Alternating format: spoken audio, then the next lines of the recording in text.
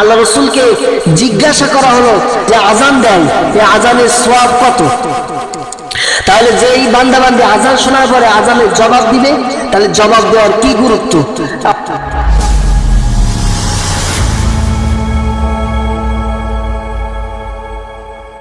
আজানে রাসূল সাল্লাল্লাহু আলাইহি ওয়াসাল্লাম বলছেন যে আমার উম্মতেরা যদি জানতো আজানের গুরুত্বপূর্ণ, আজান কত সওয়াব, আমার উম্মতেরা প্রত্যেকটা উম্মত এই আজান ভুলে থাকতো না, আজানের আওয়াজ শুনে তারা চুপ মেরে থাকতো না। প্রিয় ভাই সাহেব, আল্লাহ রাসূলকে জিজ্ঞাসা করা হলো, ইয়া রাসূলুল্লাহ, ইয়া হাবিবাল্লাহ, যে মুয়াজ্জিনের যে আজান দেন এই আজানের সওয়াব কত? তখন রাসূল সাল্লাল্লাহু আলাইহি ওয়াসাল্লাম বললেন যে মুয়াজ্জিনের কোনো সওয়াব লেখা নাই। মুয়াজ্জিন আজান দিবে, যত মানুষ মুয়াজ্জিনের আজানে সাড়া দিবে, সাড়া দিয়ে যারা মসজিদে আসবে, ওই সমস্ত মানুষের কবুলিয়াতে নামাজ কবুল হয়ে যাওয়া, সেই নামাজের সওয়াব মুয়াজ্জিনের আমলনামায় দেওয়া হবে। তাহলে সাহাবীরা বলছেন, ইয়া রাসূলুল্লাহ, ইয়া হাবিবাল্লাহ, মুয়াজ্জিনই তো সব সওয়াব নিয়ে নিল, মুয়াজ্জিনই সব সওয়াব নিয়ে নিল।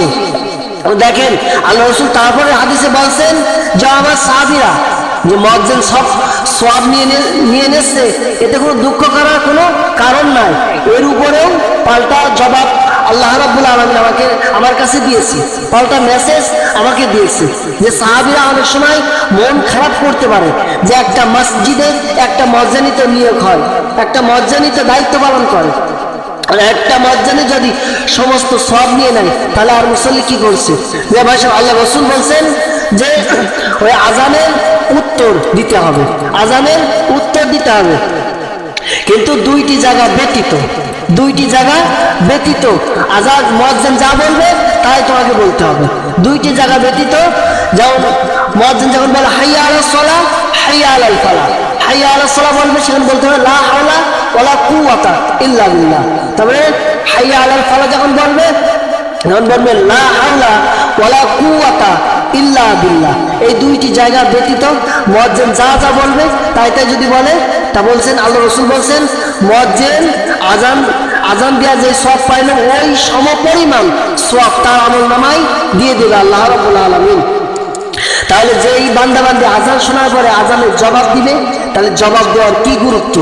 অনেক সময় আমরা আসি আজান কানে শুনে আমরা নামাজে আসি না, আজান কানে শোনার পরেও আমরা তো আজানের শব্দ আমরা মানে আমাদের কানটাকে ঢেকে রাখি, কিন্তু আজানে জবাব দিলে যে কত বড় সওয়াব, এই উম্মত যদি জানতো তাহলে আজান দেওয়ার জন্য মারামারি করতো, এই ওক্তে আমি আজান দেবো, এই ওক্তে আমি আজান দেবো, এইভাবে মারামারি করতো।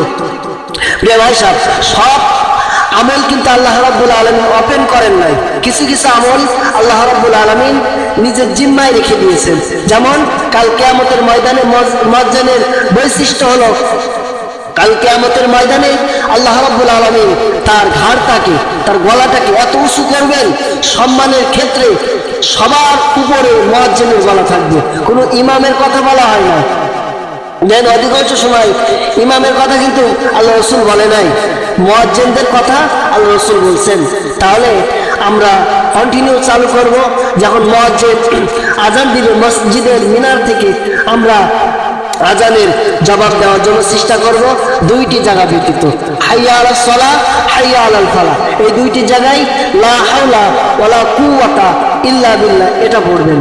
প্রিয় ভাই সাহেব, আমরা আজানের এই আমলটা করতে পারি।